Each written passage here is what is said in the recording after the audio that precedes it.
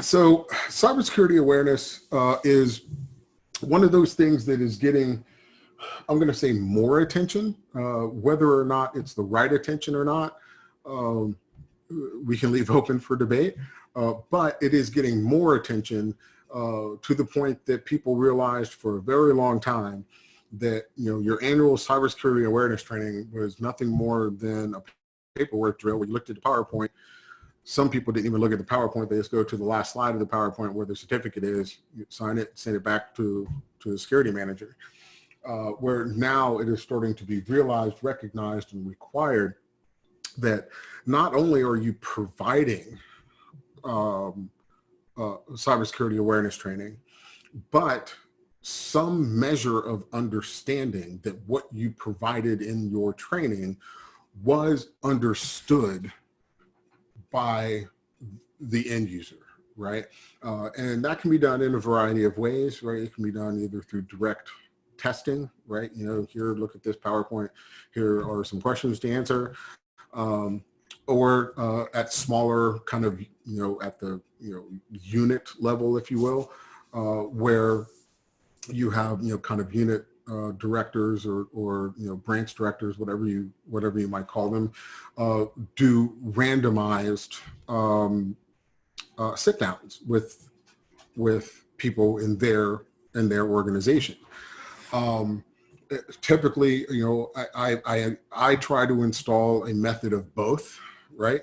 Where, you know, I want each business unit to sit down over once every quarter and have a sit down with their people and talk about some aspect of cybersecurity awareness. You know, they can choose it, or they can have me choose it for them, and then report how well their people, A, participated, second, understood the concepts that was trying to that you were trying to get across.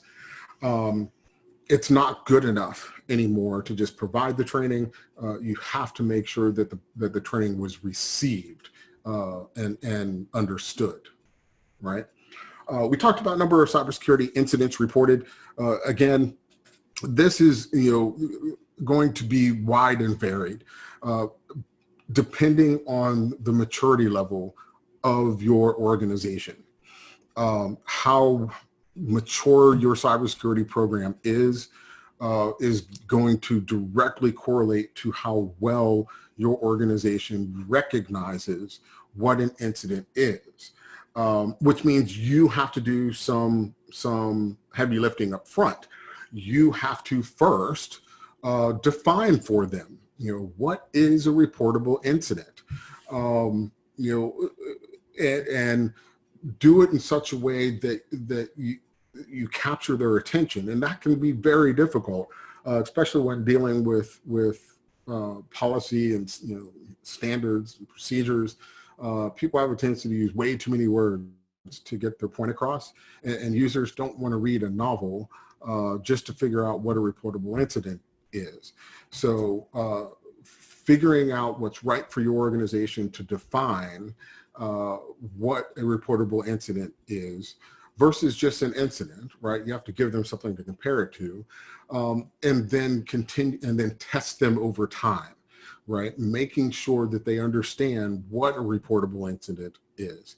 Use, you know, for instance, in my case, you know, like I said, I'm building a cybersecurity program from the ground up, which is generally, you know, with a well-received organization, it's about a 3 or 4 year effort just to, you know, to get it to the point where the program is working. So the first year and a half, even though I've defined for them, for instance, what an incident is, they still don't necessarily understand what a reportable incident is because of how they always did business prior to, right? So I spend a lot of time, all my days within this organization in meetings and teaching, right? When this happens, this is something that we want to know about, right? This is something that causes a problem for us. We want you to report that, right? So I use incidents currently as teaching opportunities. less than, someone getting in trouble for not reporting something, right?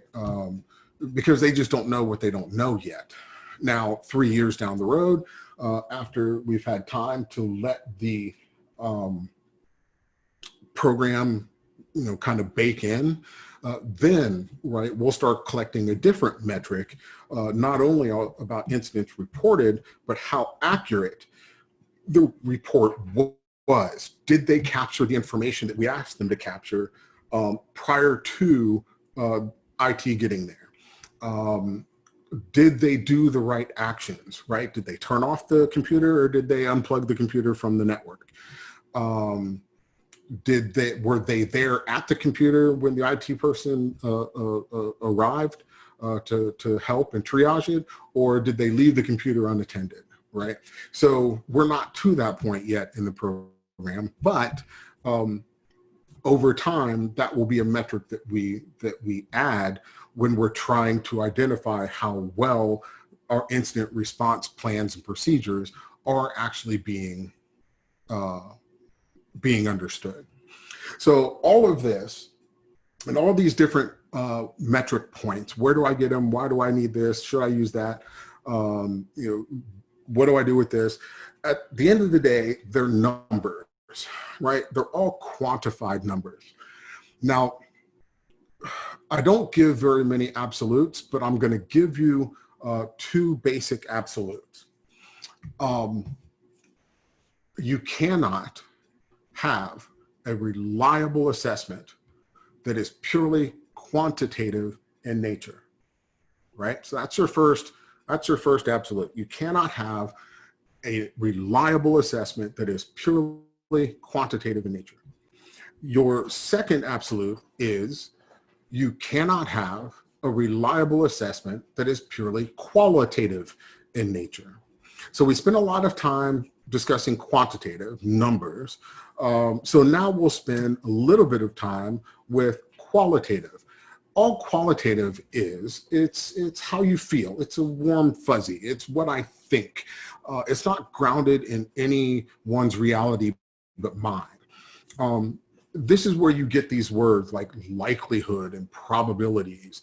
What is the likelihood of something happening?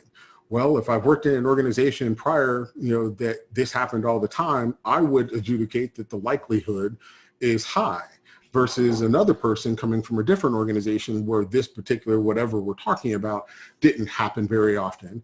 They would indicate that the probability is low. So it's purely subjective based on who is viewing the problem set, right? So that's all qualitative data is. But I need it because without the qualitative data and the quantitative data, I can't ground the total data set into truth, right? So if I went around the room and said, okay, so John, you're a 2. Jack, you're a 3. Mike, you're a 5. Jason, you're a 9. Andrea, you're a 10. Nobody would know what those numbers mean. They would just know that they were assigned some random or seemingly random number. That is what it's like to have a purely quantitative analysis. So I have to ground it in something. I have to ground it in some universal truth that they can then lay over top the numbers that I gave them. So on a scale from 1 to 10, 1 being the best, 10 being the worst, Jason, you're a 5. Jack, you're a 10. Andrea, you're a 1, right? So now they have something to ground the truth into. And so that's what we mean by say you have to have, for a good assessment, for good, to be able to truly adjudicate what is real, you have to have both quantified and qualified data and lay them on top of each other.